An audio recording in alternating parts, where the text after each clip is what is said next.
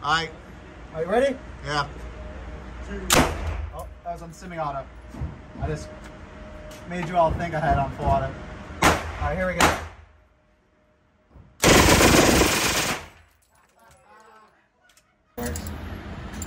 Alright.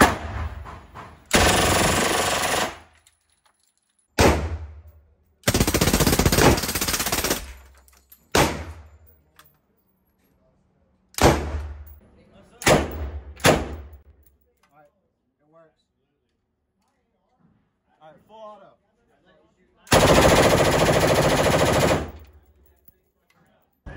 Alright. Alright, ready? Yeah.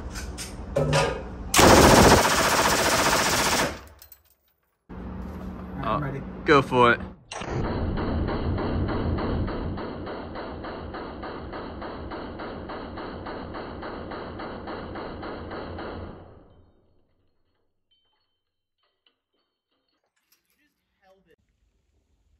Hey guys, and welcome back to another exciting video. This video has been somewhat long in the making because really I got this back in about, I guess, mid-early summer, and you know, really from that perspective, if you know anything about Lage and how a lot of the wait times are currently, getting really to the good stuff that a Mac 10 can do can be a little bit challenging due to the simple fact that there's a lot of people really trying to capitalize on the fact that Lage is making extremely high quality conversion kits for the Mac 10 to turn it into a truly more modernized and definitely pleasant gun to shoot. So really this video is going to be kind of talking about my experience with the Mac 10 as a transferable machine gun from really the original inception of it to the current conversion kits that I have on it, including the 1015. So first I'll kind of show you a little bit of what I have on here, and then kind of talk about each of the actual you know, versions of the gun, and then kind of talk about that. So for starters, I do want to talk about this in front of you right here. I have to say, by far, hands down, this is the most fun version of it to shoot. The 1015 is actually relatively recent. They just started making these this year pretty much, and I was on the wait list for quite some time, and actually didn't wait as long as I think I would, and I'm very happy with it. So I do have a XPS2 on here, EOTech. I also run the magnifier occasionally, but as you can see, this is a Mac 10 lower receiver that is put on a Lage Max 1015. These have a 10.5 inch barrel, if I'm correct, with an Odinworks adjustable gas block. Super huge thing to have. Really makes this gun be able to shoot different types of ammo, function reliably, and then also be able to shoot suppressed. As you can see, I still have a A2 style birdcage on here. I haven't decided if I want to shoot it suppressed, simply from the fact that I think it's pleasant enough to shoot as is, and really making this gun get dirtier and potentially beat itself up a little bit more isn't really something I'm too excited for, because I will kind of talk about that here in a minute, why it's a little bit difficult to clean. But moving away from that, I don't actually have it on the gun, but I do have the 1045. Let me flip this over for you guys. As you can see here, I have a HoloSun word and letter salad of numbers. I don't know even what like model the HS2 5 million or whatever, but this is their EOTech style kind of optic with a very similar reticle. I have been very pleased with it so far. It has performed very well, and I really like it on this gun. And really the cool benefit to this gun is going to be you get modern controls. I do have a tri-lug on here for a suppressor. I do have a Omega 45K that I'm running on this. It's still in jail, but the range is also my FFL for that. So I get to shoot it whenever I want to. And yeah, it just reduces the rate of fire from the original like 1,000 something rounds a minute to being a cool like 800, 900, and a lot more controllable, and you get more modern ergonomics with it. So to kind of talk about my experience with the gun overall, just to kind of give you guys an idea of why I think the conversion kits are a necessity and really where the main fun of this gun is. To starters, you know, there's going to be obviously clips of me shooting the original in here in its original configuration. It is not as pleasant to shoot. The original stock is atrocious, very difficult to shoot for long periods of time. It really wants to beat on the side of your chin quite horribly, and actually it hurt for quite some time afterwards, a couple times. You don't get a really great feel for the gun in that configuration as well, because it's really just a tiny little brick. The charging handle can be somewhat difficult to manipulate because it is so close to the gun. If you aren't wearing a glove, you know, once the gun starts getting hot, your hand is pretty much touching the top of the receiver, and it can be difficult to charge it sometimes. But really what's going to be the main thing is you're holding on to a strap. I don't actually have the original configuration here to show you just real quick.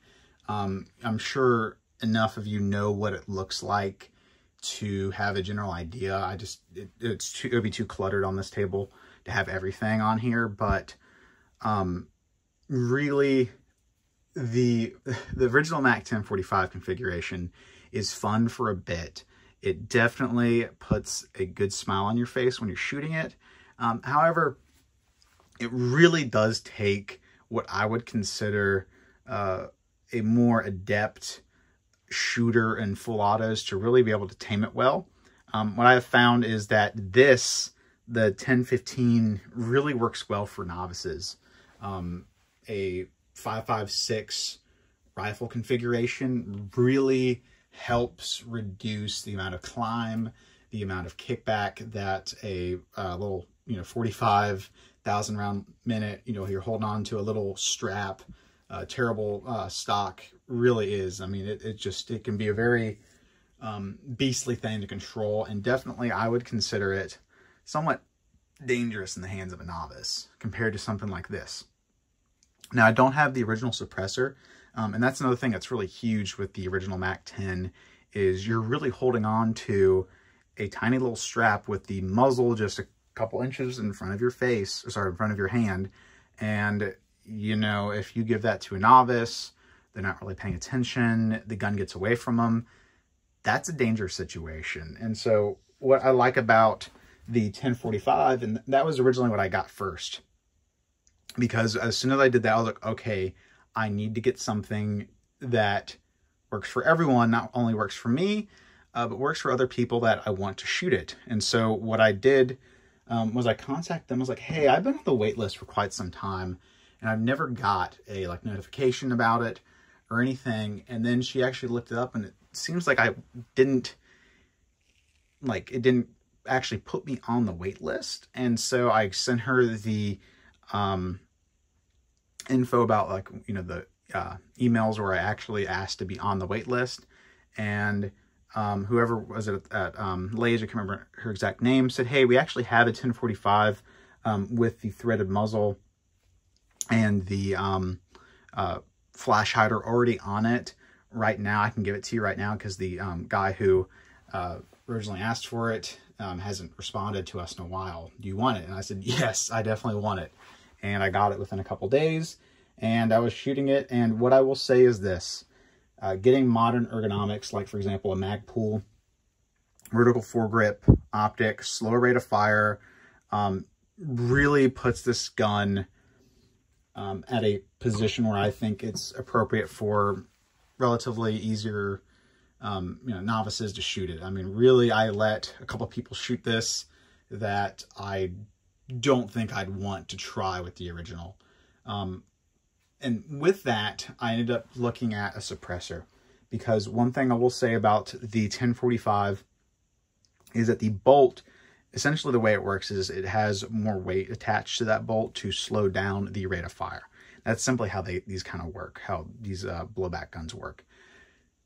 The issue is, depending on type of ammo that you're using, the slow rate of fire can definitely, that increased weight can definitely cause some malfunctions. One thing that I noticed was that Blazer really didn't always have enough oomph to fully cycle the gun.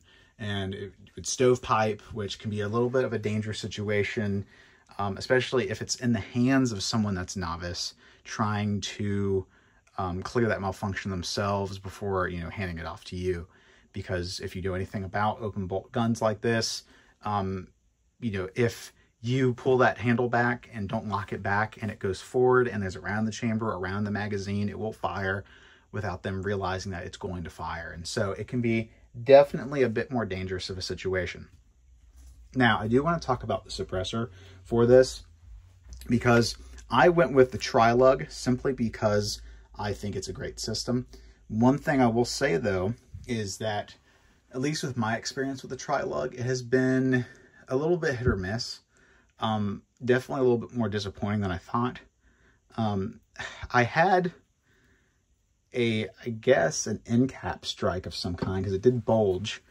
I didn't even notice it until after I had done shooting, had been done shooting it, and I noticed that there was like a slight hill on one side of the end cap hole, basically, and it was a little bit chipped away. But really, and again, I put it on correctly, but I have noticed that with the actual mount on the suppressor for Tri-Lug, once it starts getting really caked in carbon, the spring can be kind of getting locked inside the body of it, and it doesn't always work.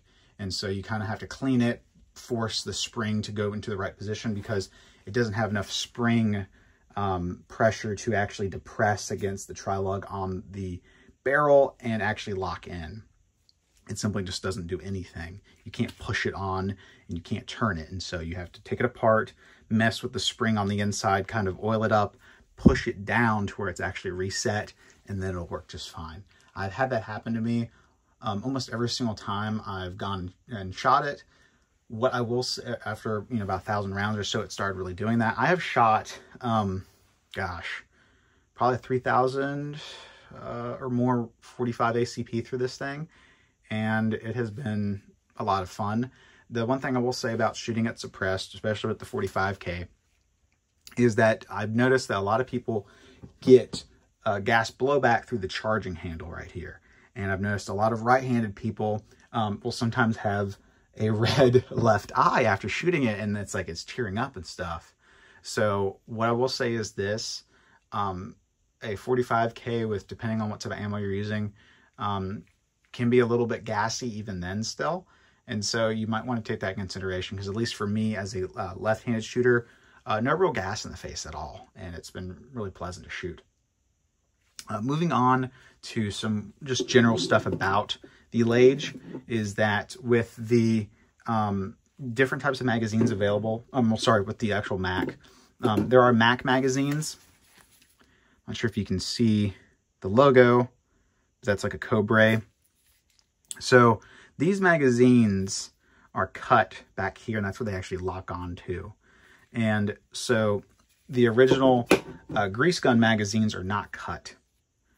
They're at the original length for a grease gun. However, when Military Armament Corporation was making these, they cut them and basically made proprietary magazines.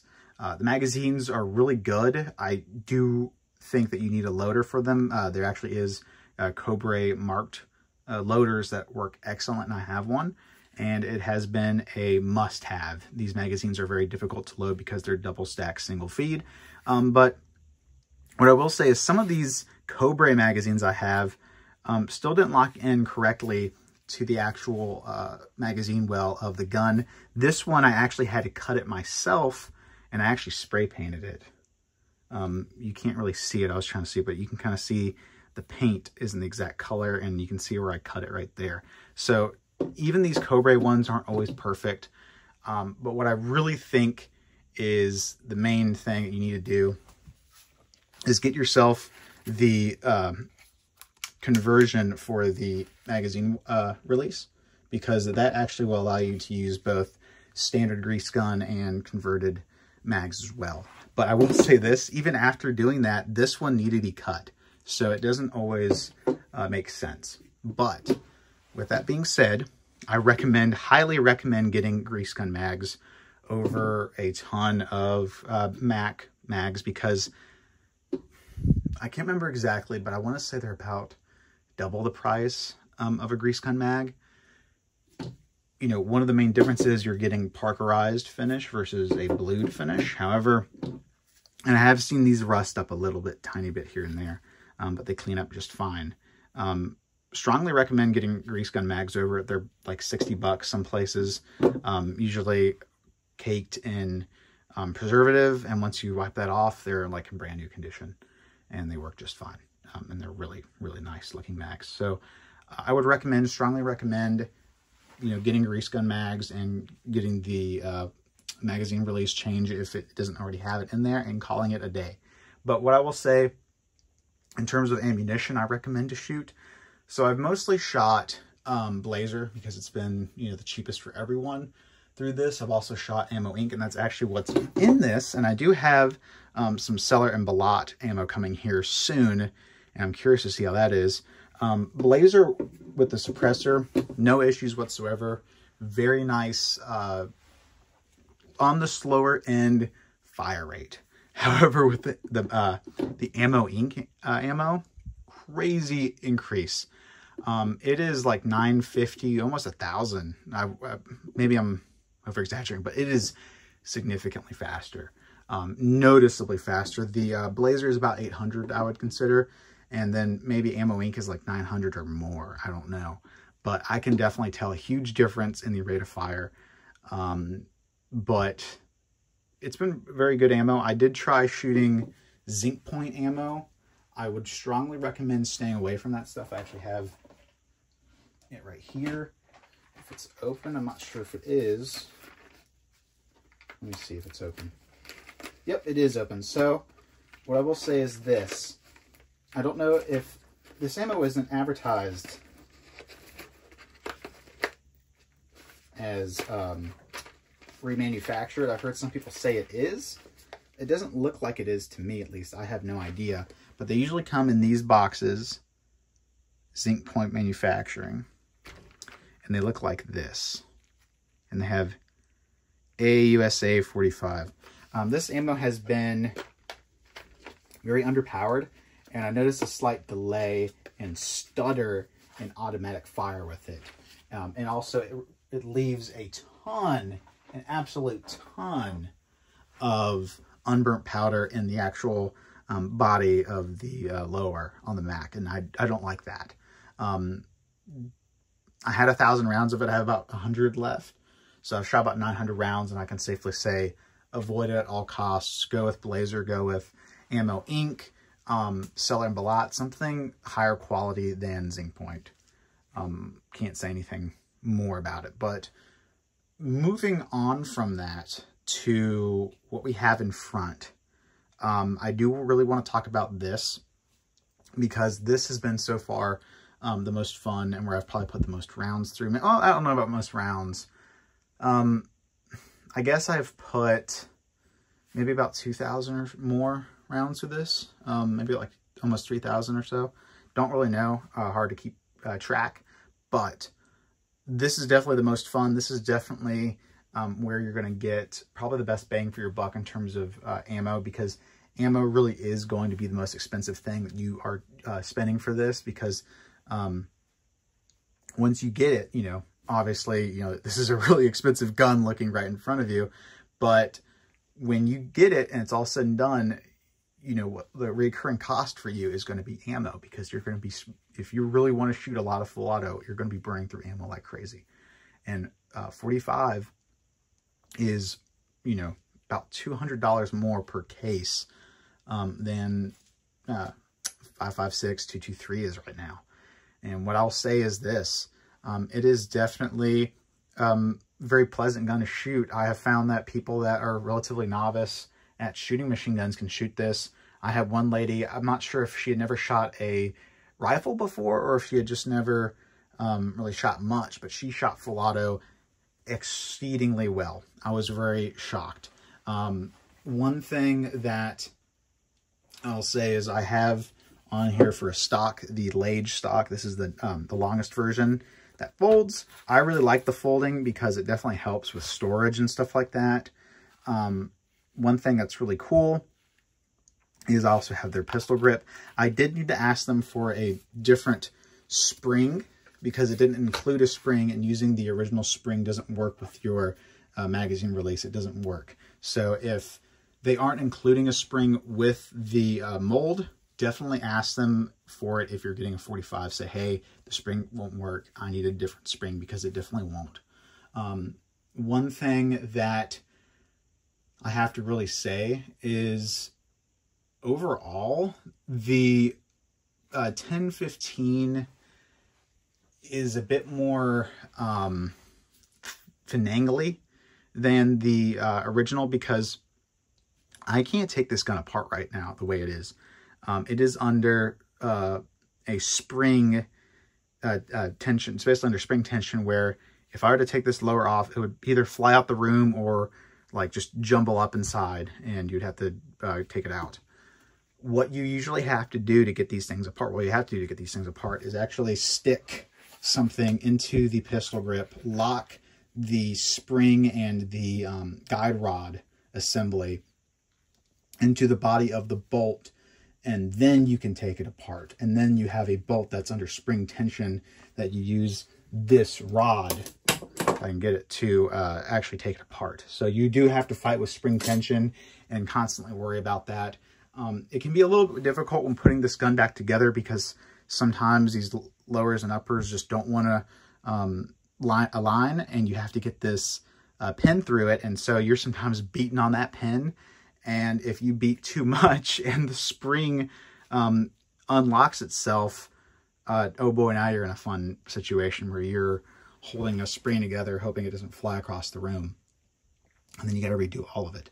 So what I will say is this, that makes this a bit less nice, especially taking it apart and cleaning it, which you're going to have to do if you're shooting a lot of ammo through this. You know, this is a AR-15 style bolt carrier.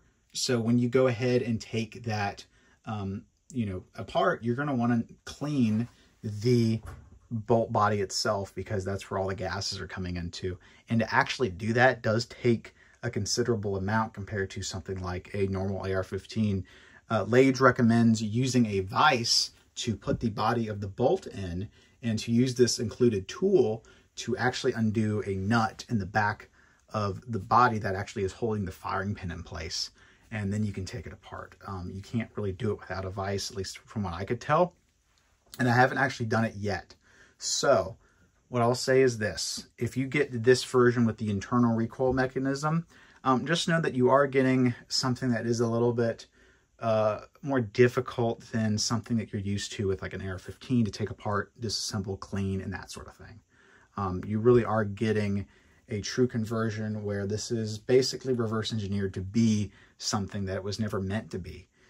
So, you know, you're always potentially running into risk of problems with that and difficulties that arise from that. But really, it is a lot of fun, and I'm super happy about it. So I can't really complain too much. For the price of this thing with the conversion kits, you know, you're getting a really great deal compared to getting something like a true AR-15 lower. And then, you know, also I'm getting, you know, multiple different calibers. There's a 9mm that I had thought about getting and actually almost did, but I ended up deciding against it simply because that's another whole set of magazines, Suomi drums that I have to get, you know, a whole new conversion kit and stuff like that. And so it's just another thing to spend more money on, and I'm already happy with these two.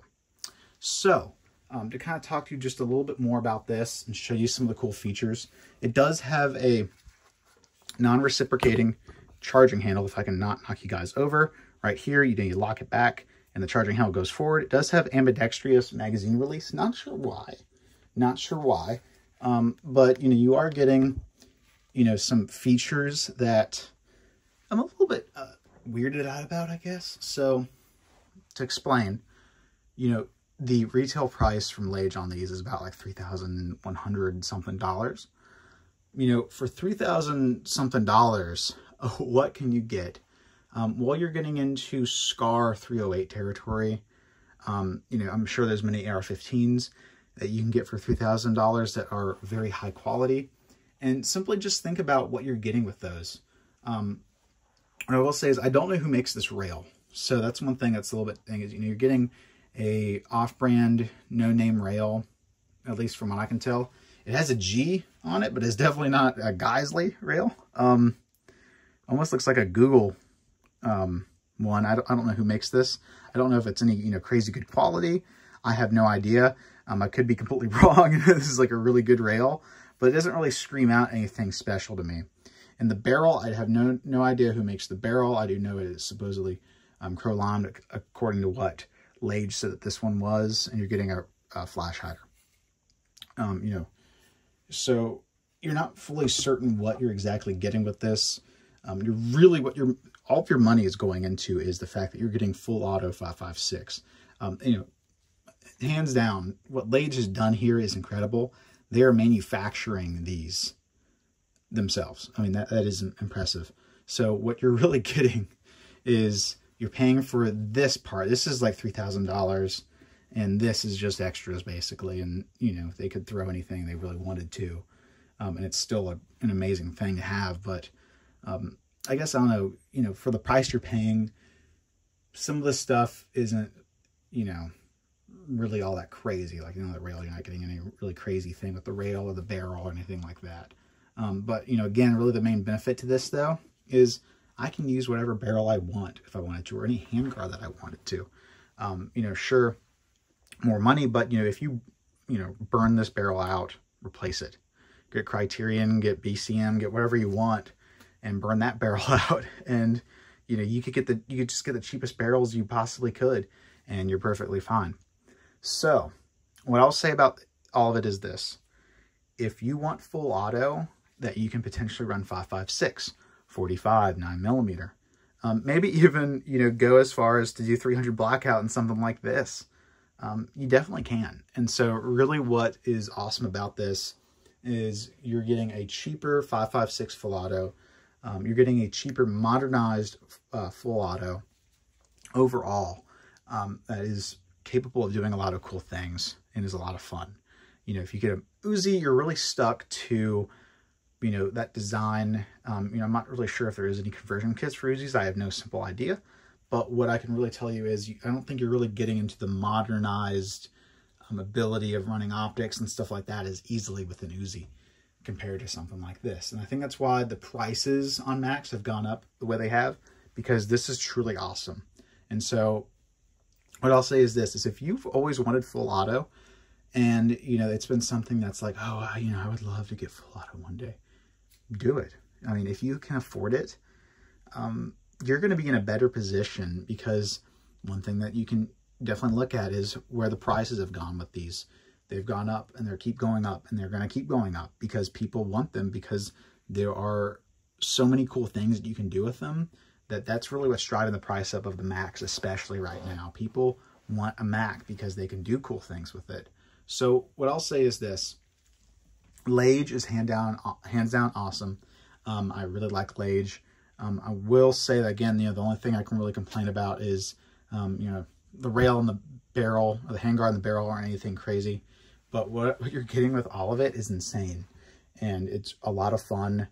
I've let a ton of people shoot this because, simply put, it's a lot of fun to see other people's reactions, because I will say this, it does get a little bit less fun after a while after shooting so much full auto, because you get used to it. And so when you let other people shoot it and see their reaction, it's really funny.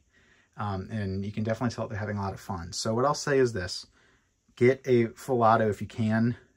It's really a lot of fun. It's a great investment too, especially if you are planning on selling it. I don't know yet if I ever will, we'll see. But, you know, you're getting something that's really cool and awesome. So with that, that's really the major points of the video. I really wanted to show you guys this because it's been some time in the making, and it's been a lot of fun, and I've gotten a lot of video of it. So if you guys have any questions or anything like that, let me know. I did want to say, I didn't get to do this in a video, but I hope you all had a very good Christmas, a Happy New Year, and I hope to make a lot more videos here this year. So thank you all for tuning in. If you like what you saw, please like, share, subscribe. It really helps out the channel. Kind of gives me an idea of what people are actually watching me for and what they want to see more of. So hope to see you guys in the next one. Thanks, bye.